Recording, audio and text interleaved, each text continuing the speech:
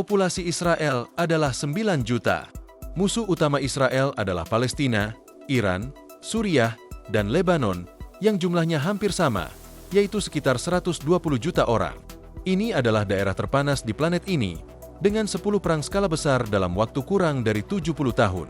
Israel memasuki perang pertamanya sehari setelah mendeklarasikan kemerdekaan pada tanggal 15 Mei 1948, ketika tentara 5 negara Arab menyerbu wilayah negara yang baru dibentuk dan menolak keberadaannya. Perang Sinai, Perang 6 Hari, Perang Yom Kippur, dan Perang di Lebanon, antara lain, bukanlah hal yang mengejutkan. Seperempat dari anggaran Israel dialokasikan untuk pertahanan, karena Israel hidup di garis depan menurut statistik masing-masing. Dalam minggu ini, negara ini kembali memasuki konflik militer. Oleh karena itu, Israel membutuhkan sistem pertahanan modern terhadap ranjau, rudal, dan pesawat tak berawak musuh. Namun, bagaimana program laser militer lahir di Israel? Mengapa muncul pertama kali Iron Dome dan mengapa itu diputuskan untuk dilengkapi dengan Iron Beam? Jangan khawatir, kami akan menjelaskannya di sini. Seluruh Israel, sebagai sebuah bangsa yang berada dalam konflik terus-menerus dengan negara tetangganya, dipaksa untuk memiliki senjata yang memungkinkan mereka melawan musuh secara efektif. Dalam pengertian ini, laser adalah senjata ideal untuk pertahanan anti-pesawat dan memiliki 3 keunggulan utama dibandingkan jenis senjata lainnya. Keunggulan pertama adalah kemudahan dalam pengarahannya dan penggunaannya, bahkan terhadap target dengan kecepatan tinggi. Laser sangat mudah bermanuver pada jarak jauh. Singkatnya, satu hal adalah membidik roket yang terbang, bahkan pada kecepatan supersonik, tetapi pada jarak ratusan kilometer dan sepanjang lintasan yang dapat diprediksi. Dalam kasus ini, sistem pertahanan udara memiliki waktu untuk membidik dan melempar rudal anti-pesawat. Namun, ada hal lain yang sangat berbeda. Rudal musuh yang berada pada jarak beberapa kilometer. Dan jika Anda menambahkan, ini saatnya menghitung lintasan rudal. Selain itu, manuver rudal musuh untuk menghancurkannya adalah tugas yang hampir mustahil. Dengan senjata laser, Anda tidak perlu menghitung lintasan, cukup arahkan pada target, tembak, dan hancurkan. Keunggulan kedua adalah biaya relatif rendah. Menghancurkan roket yang tidak pernah secara harfiah membom Israel sekitar $600, sementara rudal Tamir dari sistem pertahanan Iron Dome harganya sekitar $80.000. Mengingat harga yang meroket, 2 rudal Tamir untuk melawan 1 rudal musuh berarti Anda menghabiskan $160.000 untuk menghancurkan rudal seharga $600 yang tidak ekonomis. Saya akan bertahan hidup dengan senjata laser yang membuat biaya tembakan sekitar $3,50.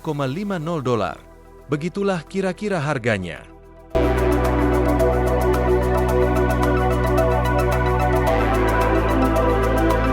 Keunggulan ketiga adalah waktu reload. Peluncur berisi 20 rudal Tamir membutuhkan waktu beberapa jam untuk diisi ulang.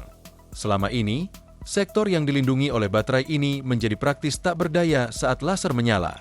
Tidak perlu diisi ulang. Dengan kata lain, Israel tidak seperti negara lain yang membutuhkan sistem pertahanan udara tambahan. Oleh karena itu, para spesialis Israel mengambil alih masalah laser tempur pada pertengahan tahun 1980-an. Dengan partisipasi perusahaan industri dirgantara Israel dan sistem pertahanan canggih Rafael, mereka menyelidiki aspek-aspek utama dari senjata ini dan prototipe semacam itu dibangun. Pada tahun 1976, laboratorium menguji laser dinamika gas pertama dengan daya sekitar 10 kW. Kemudian, pengembangan sistem dimulai.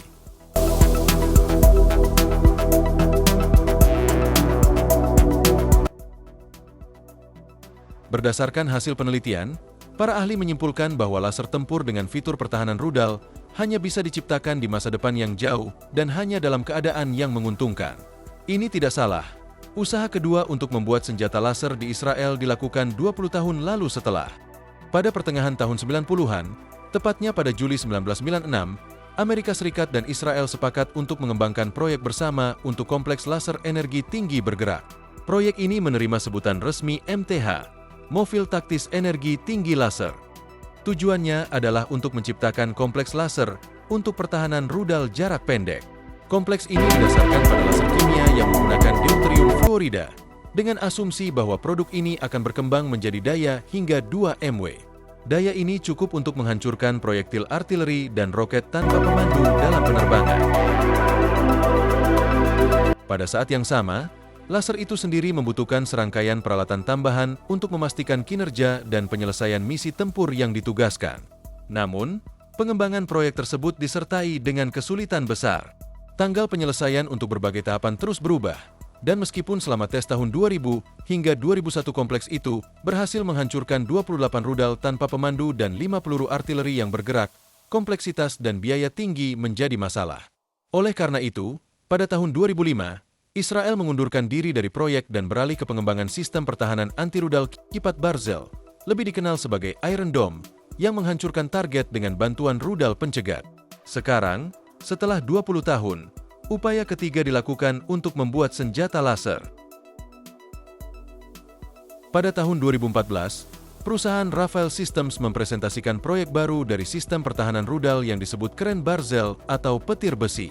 Sistem ini seharusnya menjadi sistem seluler yang mampu menyerang berbagai jenis target udara dengan bantuan sinar laser. Tujuan dari kompleks ini bisa berupa roket, proyektil, dan drone. Kompleks Iron Ray mencakup 2 truk dengan kontainer yang berisi sistem laser, menggunakan laser solid state daya tinggi untuk mendeteksi target. Deteksi target dilakukan oleh stasiun radar pos komando yang bertanggung jawab atas interaksi komponen kompleks. Sistem ini harus dapat mencari secara mandiri benda-benda berbahaya dan kemudian menunjuk 1 atau 2 laser ke arah mereka, tergantung pada jenisnya dan tujuan penghancurannya. Membutuhkan transfer energi termal dalam waktu sekitar detik, sistem ini dapat menembak secara bersamaan 2 laser pada suatu objek dengan jangkauan maksimum ke target sekitar 7 km.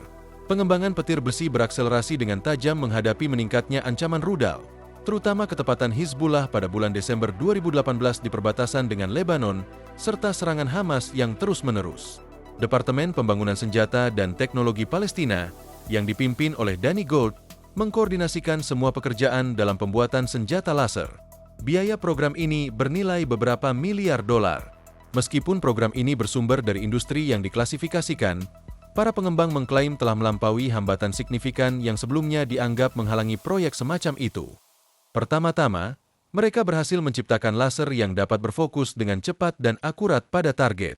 Namun, masalah lainnya yang terkait dengan pengembangan sistem ini mencakup sejumlah besar tantangan mobilitas, kebutuhan energi, dan ketidakmampuan untuk menembak jatuh target dalam kondisi cuaca buruk. Namun, Kementerian Pertahanan Israel bertekad untuk melakukan pelayanan aktif balok besi. Dengan kata lain, kemampuan sistem pertahanan rudal Iron Dome telah terjual habis.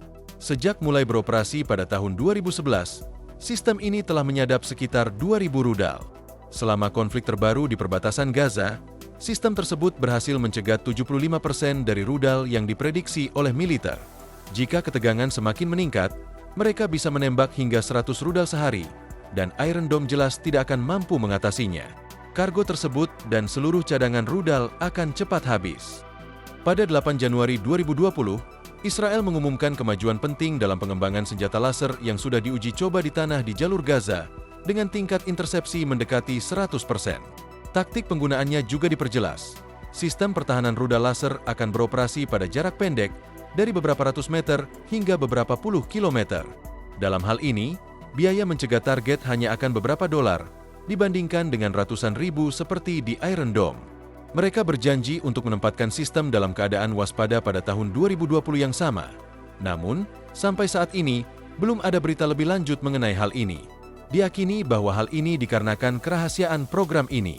Sistem akan menjadi yang kelima dalam program pertahanan rudal Israel.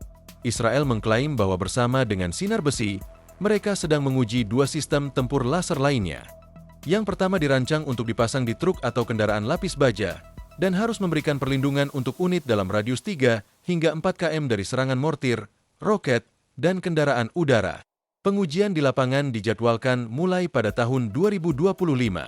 Sistem kedua dimaksudkan untuk dipasang pada pesawat angkut seperti Hercules dan dirancang untuk mencegat rudal di atas garis awan, dengan tes juga dijadwalkan pada tahun 2025.